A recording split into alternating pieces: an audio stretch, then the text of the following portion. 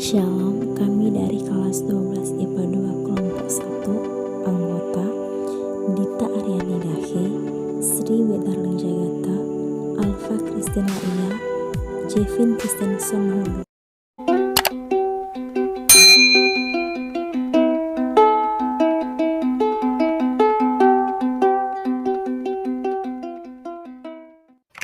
Pada pembahasan kali ini, kelompok kami akan membahas tentang masa pemerintahan Orde Baru. Teman-teman udah tahu belum apa itu Orde Baru?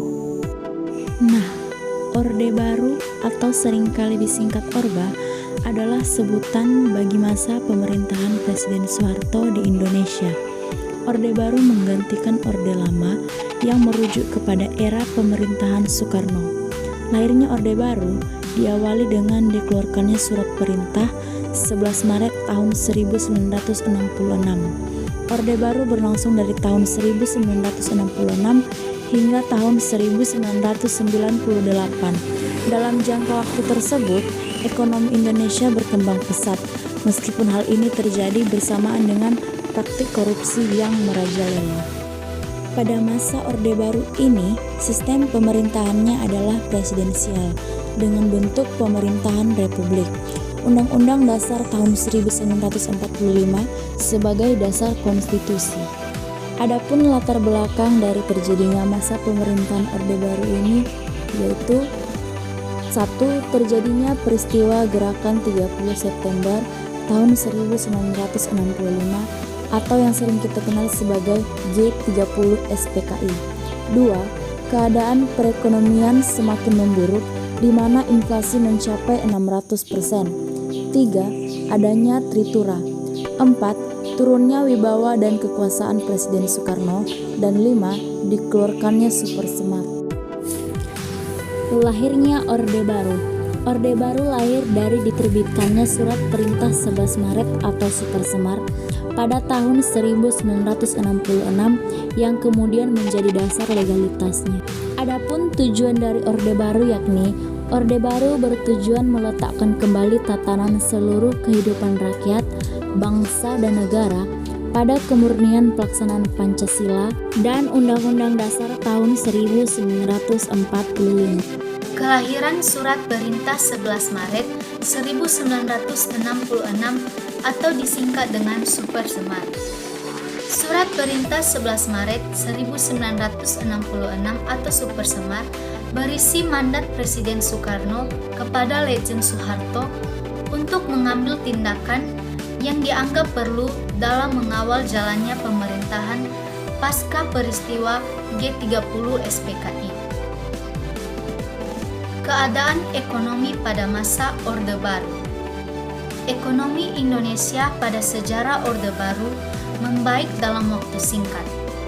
Hal ini terjadi karena bantuan aliran modal yang dibuka lebar melalui konsorsium IGGI.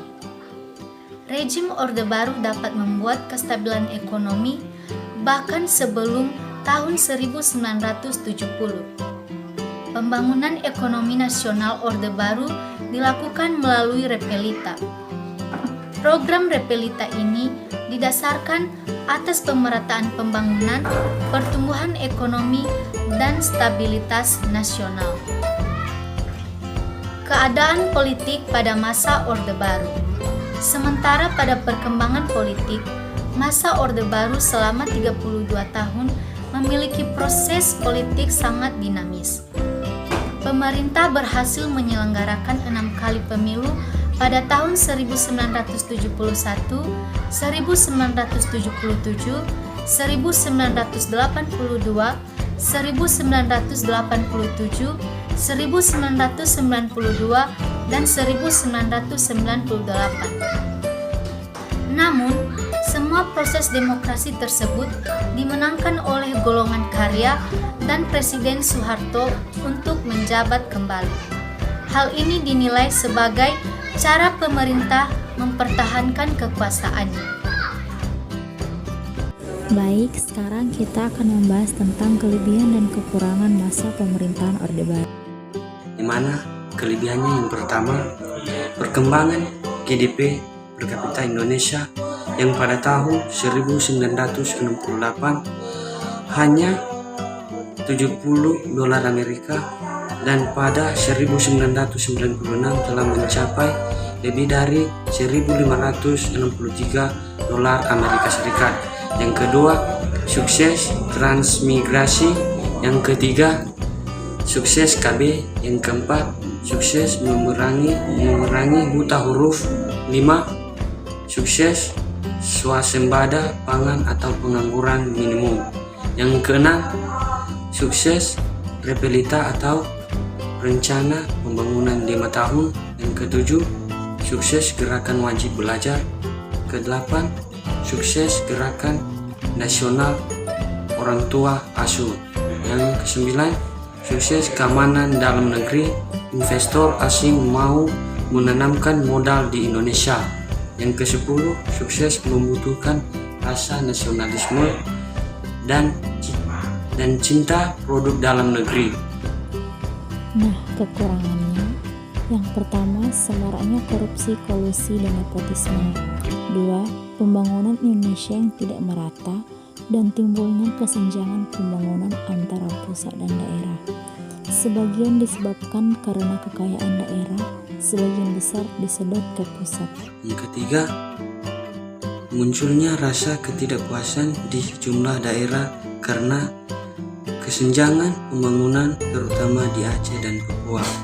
Yang keempat, kecemburuan antara penduduk setempat dengan para transmigran yang memperoleh tunjangan pemerintah yang cukup besar pada tahun pertamanya. Yang kelima, bertambahnya kesenjangan sosial atau perbedaan pendapat yang tidak merata bagi si kaya dan si miskin. Yang keenam, pelanggaran HAM kepada masyarakat non-pribumi, terutama masyarakat Tionghoa. Yang ketujuh, kritik dibungkam dan oposisi diharamkan.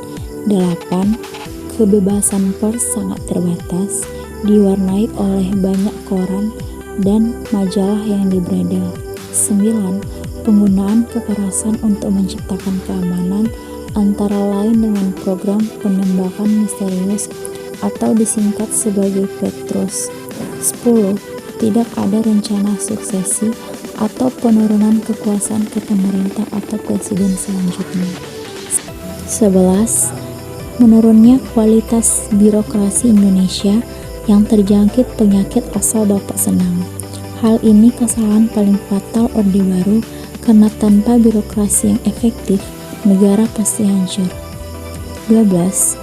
Menurunnya kualitas tentara karena level elit terlalu sibuk berpolitik sehingga kurang memperhatikan kesejahteraan anak buah.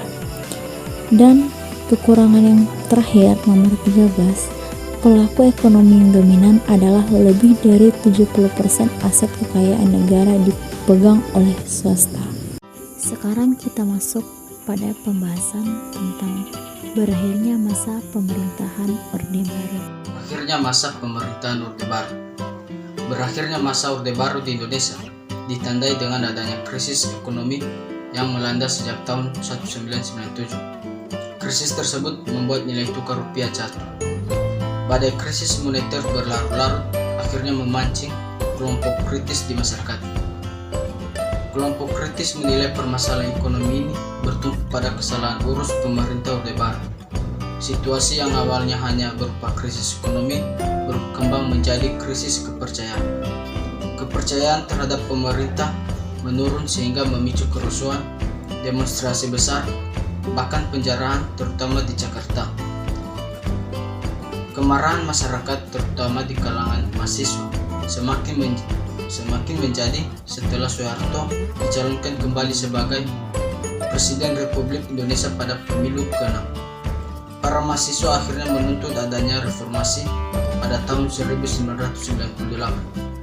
Reformasi ini memiliki beberapa tuntutan penting seperti penghapusan difungsi GBRI, kedua, penurunan maupun pengadilan terhadap Soeharto, 3. Penghapusan praktik korupsi, kolusi dan nepotisme, penegakan dan supremasi hukum, Amandemen Undang-Undang tahun 1945. dan yang terakhir pelaksanaan otonomi daerah seluas-luasnya. Melihat tuntutan reformasi semakin besar, Presiden Soeharto akhirnya menyampaikan pengunduran diri pada tanggal 21 Mei tahun 1998. Berakhirnya masa jabatan Soeharto inilah yang menjadi tanda runtuhnya Orde Baru dan berganti menjadi era reformasi. Baik, sekian dan terima kasih kami ucapkan ya ahoho.